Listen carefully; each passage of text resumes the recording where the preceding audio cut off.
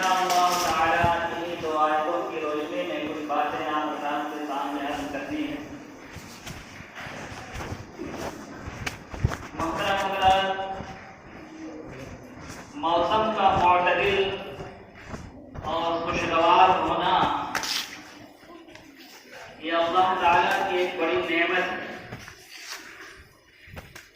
کہ موسم معتدل ہو، درمیانی ہو اور خوشگوار ہو، یہ بھی اللہ تعالیٰ کی ایک نعمت ہے۔ ٹھنڈک کے موسم میں ٹھنڈک کا پڑنا، گرمی کے موسم میں گرمی کا پڑنا، برسات کے موسم میں بارش کا ہونا، ان سے بھی اللہ تعالیٰ کی مخلوقات کے بہت سارے فوائد متعلق ہیں۔ لیکن گرمی، سردی یا بارش، ان سب چیزوں میں اعتدال ہونا چاہیے۔ بہت زیادہ ٹھنڈک یا بہت زیادہ گرمی، بہت زیادہ بارش، یہ خوشگواری کی علامت نہیں۔ بہرحال یہ برسات کا موسم چل رہا ہے۔ کل سے پہلے تمام لوگوں کی زبانوں پہ یہ تھا کہ گرمی کافی پڑ رہی ہے، بارش نہیں ہو رہی ہے، بارش کی ضرورت ہے۔ لیکن کل سے اللہ تعالیٰ کی رحمت متوجہ ہوئی اور بارش شروع ہو گئی۔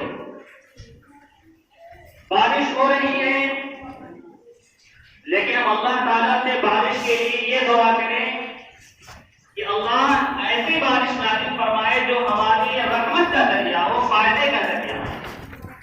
ایسی بارش نہ ہو جو ہمارے رحمت کا ذریعہ ہو، رحمت کا نزول فرمائے، جس سے انسانوں کا فائدہ ہو اور وہ رحمت کا ذریعہ بنے۔ ایسی بارش ہو جائے جو انسانوں کی رحمت کا ذریعہ ہو جائے۔ تو بہرحال معتدل موسم کا ہونا اور خوشگوار موسم کا ہونا یہ اللہ تعالیٰ کی بہت بڑی نعمت ہے۔ کل سے پہلے بارش نہیں ہو رہی، لوگوں کو شکایت تھی، ہم سب لوگ پریشان تھے، اللہ تعالیٰ کی مخلوقات شریف پر تمام گرہی پریشان تھے بارش کی وجہ سے۔ لیکن آگے بارش کیوں نہیں ہو رہی تھی؟ بارش نہ ہونے کے اسباب کیا ہے؟ ہم کیونکہ مسلمان ہیں، ہمارا عقیدہ قرآن و حدیث سے ہے۔ قرآن و حدیث اس بارے میں کیا کہہ رہے ہیں؟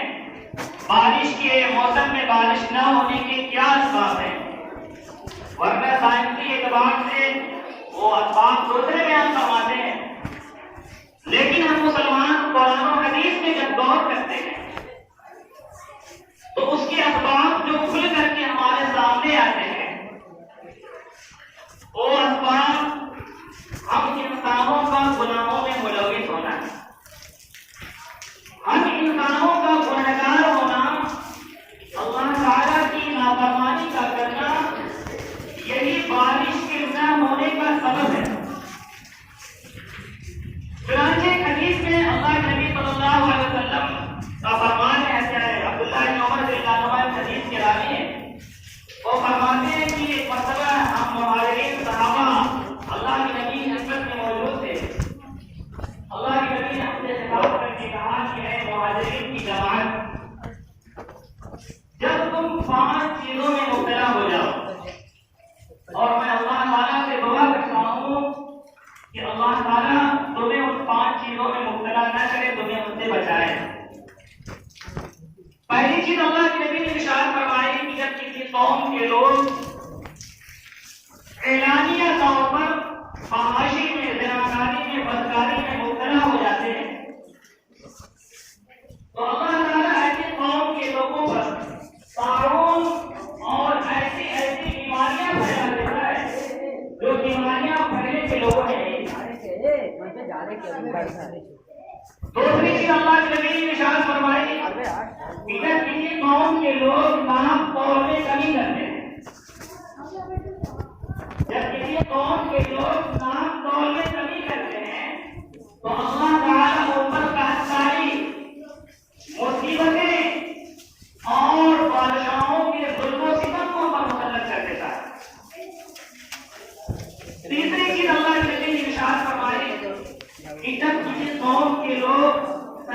سے زکات ادا نہیں کرتے تو اللہ تعالیٰ ان پر آسمان سے بارش کو روک لیتا ہے. اگر زمین پہ چوپائے نہ ہو تو ایک دن بھی بارش نہ ہو, لیکن چوپاؤں کی وجہ سے اللہ تعالیٰ کبھی کبھی بارش کر دیتا ہے. چوتھی چیز اللہ کے نبی نے ارشاد فرمائی کہ جب کسی قوم کے لوگ اللہ اور اس کے رسول سے کیے ہوئے عہد کو توڑنے لگتے ہیں تو ہم ان پر غیروں کو مسلط کر دیتے ہیں جو غیر ان کے دشمن ہوتے ہیں, ان کے دشمنی رکھتے ہیں اور وہ غیر ان کے مالوں کو چھینتے ہیں.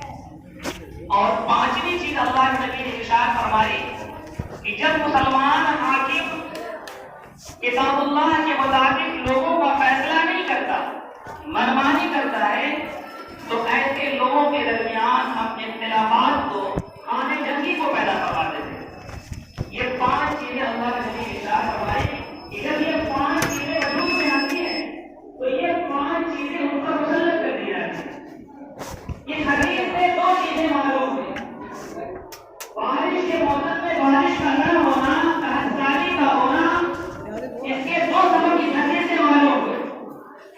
ایک, ناپ تول میں کمی کرنا, اور دوسرے اپنے کام کے آسان ادا کرنا یا ادا کرنا لیکن صحیح ڈھنگ سے ادا کرنا. یہ دو سبب اس حدیث سے معلوم ہوئے کہ جب یہ دو چیزیں کسی قوم کے اندر رائج ہوتی ہیں کہ لوگ ناپ تول میں کمی کرتے ہیں.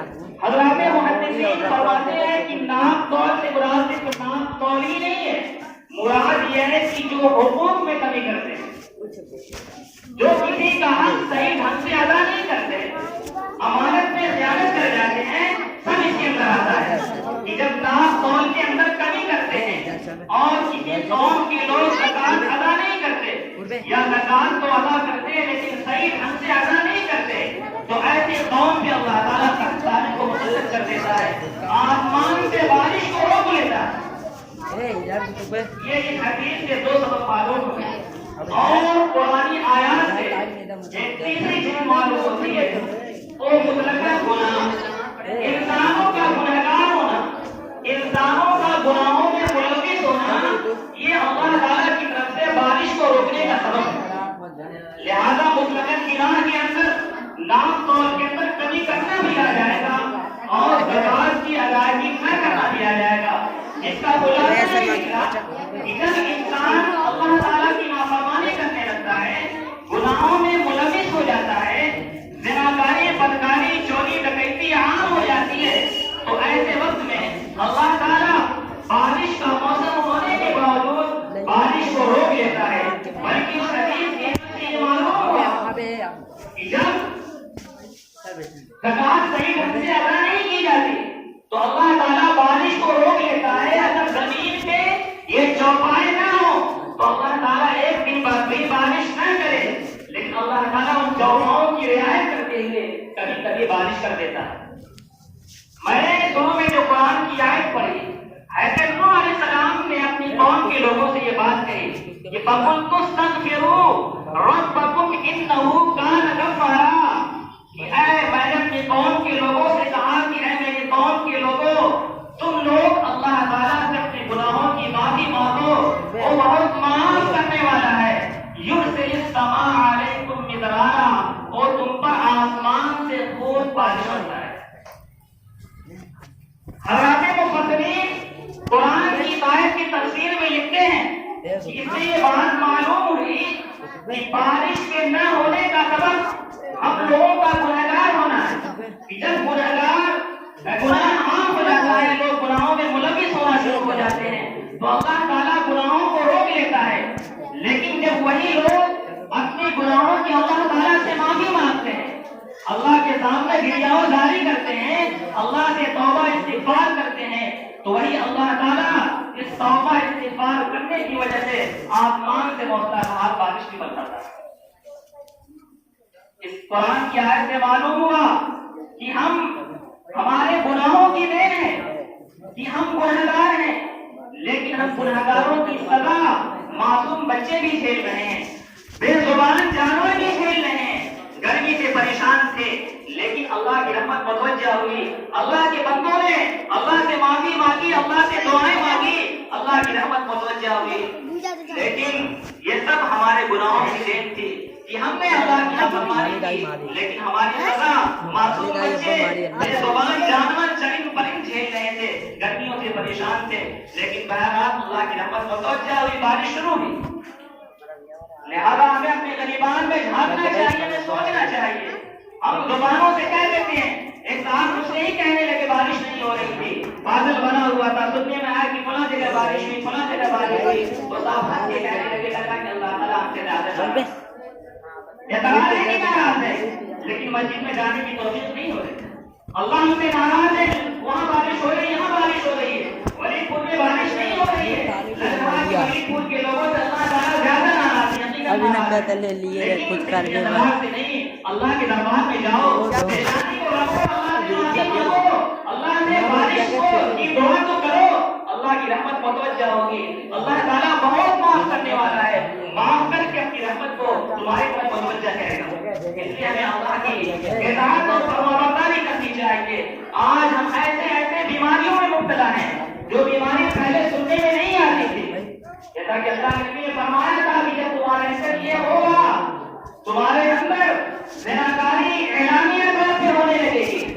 آج ہمارے اندر زنا عام ہو چکا ہے، حقیقی زنا بھی عام ہو چکا ہے، اور جو زنا کے افعال جس کو زنا کہا گیا ہے کہ آنکھ بھی زنا کرتی ہے، ہاتھ بھی زنا کرتا ہے، پیر بھی زنا کرتا ہے، زبان بھی زنا کرتی ہے، یہ عشق و محبت پیار و محبت کی غیروں سے باتیں کرنا، یہ سب زناکاری کے اندر آتا ہے۔ یہ سب عام نہیں بلکہ ایک پیشہ بن چکا ہے، ایک دوسرے کی محبت میں گرفتار، ایک دوسرے سے باتیں کرنا، یہ فیشن بن چکا ہے، جس کو حدیث کے اندر زنا کہا گیا ہے۔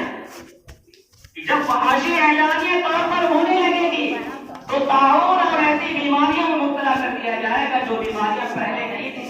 آج ہم ایسی بیماریوں کے نام سن رہے ہیں، اور ایسی بیماریوں میں لوگ زیادہ تر مبتلا ہو رہے ہیں جو بیماریاں پہلے کسی کے بارے میں سننے آتی تھی کہ فلاں کینسر کا مریض ہو گیا، فلاں بیماری کا مریض ہو گیا، لیکن اب یہ بیماریاں عام ہو سکتا ہے۔ یہ سب ہمارے گناہوں کی دین ہے، لہٰذا ہمیں اپنے گناہوں سے اللہ سے معافی مانگنی چاہیے، توبہ استغفار کرنا چاہیے، ہمیں اپنے مالک کی فرمانبرداری کرنی چاہیے، اطاعت کرنی چاہیے، لیکن ہم اللہ تعالیٰ کے اپنے مالک کے فرمانبردار نہیں ہیں، ہم تو نافرمان ہیں۔ ہم اپنے مالک کے ایک کتاب کے اندر ایک کتے کا واقعہ نقل کیا گیا ہے کہ کتا اپنے مالک کا کتنا وفادار ہوتا ہے، جو مالک سے ایک روٹی کھلا دیتا ہے لیکن کتنا وفاداری اسے کرتا ہے۔ لکھا ہے کہ ایک پروفیسر صاحب تھے، اس کے پاس ایک کتا تھا، ان کی گھر سے کہیں دور نوکری تھی، بہرحال وہ گاڑی سے جاتے تھے اور ان پروفیسر صاحب کے ساتھ ان کا کتا بھی جاتا تھا، اور وہ کتا اسٹیشن پہ رک جاتا، ان کا مالک شام کی نوکری سے جاتا، بہرحال اپنا وقت پورا کر کے وہ اسٹیشن پہ آتے ہیں، کتا پھر وہیں سے ساتھ گھر جاتا۔ ایک مرتبہ اتفاق ایسا ہوا کہ پروفیسر صاحب کی جہاں نوکری تھی وہاں کوئی حادثہ پیش آیا اور اس کا انتقال ہو گیا۔ اب انتقال ہو گیا، وہیں ان کو دفن کر دیا گیا۔ اب کتا بیٹھا اس اسٹیشن پر مالک کا انتظار کر رہا ہے کہ اب میرا مالک آ رہا ہے، اب آ رہا ہے تو اس کے ساتھ گھر جاؤں، اب آ رہا ہے۔ کتابوں کے اندر لکھا ہے کہ انتظار کرتے کرتے 8 سال گزر گئے، 8 سال گزر گیا، اس کی موت ہو گئی، لیکن اس نے اپنے مالک کا انتظار نہیں چھوڑا۔ اور مالک نے جب کتا جس کے اللہ نے عمل نہیں کی ہے، بس مالک اس کو ایک روٹی کھلاتا ہے، اس کا پیٹ بھر جاتا ہے، لیکن اپنے مالک کی کتنی وفاداری کرتا ہے۔ ہمیں ہمارا مالک کتنا کھلاتا ہے، ہمارا خدا ہمیں کتنی چیزیں سے نوازتا ہے، لیکن ہم اپنے خدا کی کتنی وفاداری کرتے ہیں، ہم اپنے خدا کی کتنی وفاداری کرتے ہیں۔ اللہ نے ہمیں عقل دیا ہے، ہمیں ہر چیز دیتا ہے، ہم اللہ کی ہر چیز استعمال کرتے ہیں، لیکن ہم اللہ کی اتنی وفاداری نہیں کرتے جتنا کہ وہ کتا جو ناپاک جس کے اللہ نے عقل بھی نہیں دیا ہے، بس ایک روٹی مالک کھلاتا ہے لیکن اپنے مالک کی کتنی وفاداری کرتا ہے۔ لہذا ہمیں اللہ تعالیٰ کی وفاداری کرنا چاہیے، اللہ تعالیٰ کے حکموں پر عمل کرنا چاہیے، اللہ کی نافرمانیوں سے بچنا چاہیے۔ اللہ تعالیٰ سے دعا ہے کہ اللہ تعالیٰ تمام مسلمانوں کو کہنے سننے سے زیادہ عمل کرنے کی توفیق عطا فرمائے۔